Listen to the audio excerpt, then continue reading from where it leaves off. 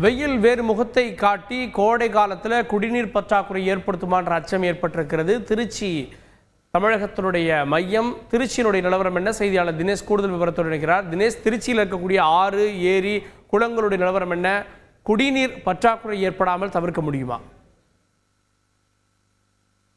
கண்டிப்பாக. அதாவது தமிழகத்தின் மையப்பகுதியாக இருக்கக்கூடிய இந்த திருச்சியை பொறுத்தளவில் பார்த்தோமேனால் கடந்த சில தினங்களாகவே 102 டிகிரியிலிருந்து 106 டிகிரி வரை அந்த வெப்பநிலையானது தொடர்ந்து பதிவு ஏற்றம் வருகிறது.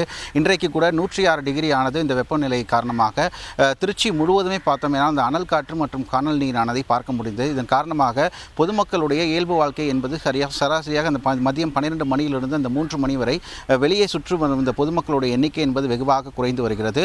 இந்நிலையில் திருச்சியின் முக்கியமாக கருதப்படுவது திருச்சியில் ஆறு என்று பார்க்கும் பொழுது இது காவிரி ஆறு என்பது முக்கியமான ஒரு ஆறாக பார்க்கப்படுகிறது.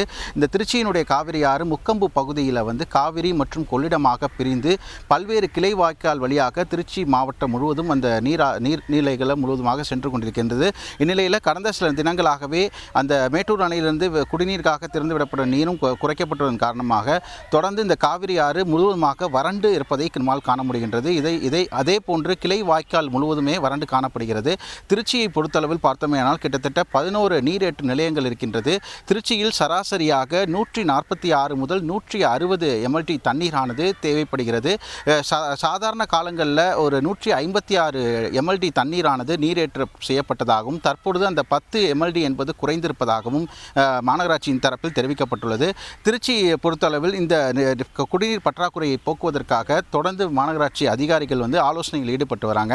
அதாவது வழக்கமாக இந்த திருச்சி, ஸ்ரீரங்கம், திருவானைக்காவல், அண்ணா சிலை மற்றும் சத்திரம் பேருந்து இந்த மாநகர் பகுதிகள் முழுவதுமே இந்த காவிரி மற்றும் கொள்ளிடம் ஆற்றுக்கு அருகாமையில் இருக்கக்கூடிய பகுதிகளில் தினசரி அந்த குடிநீர் விநியோகம் என்பது தற்போது வழங்கப்பட்டு வருகிறது. வரும் நாட்களில் இந்த கோடை வெயிலினுடைய தாக்கம் அதிகமாக இருக்கின்ற பொழுது இந்த நீர்நிலை இருக்கக்கூடிய இந்த காவிரி ஆறு முற்றிலுமாக வறண்டு இருக்கின்றது.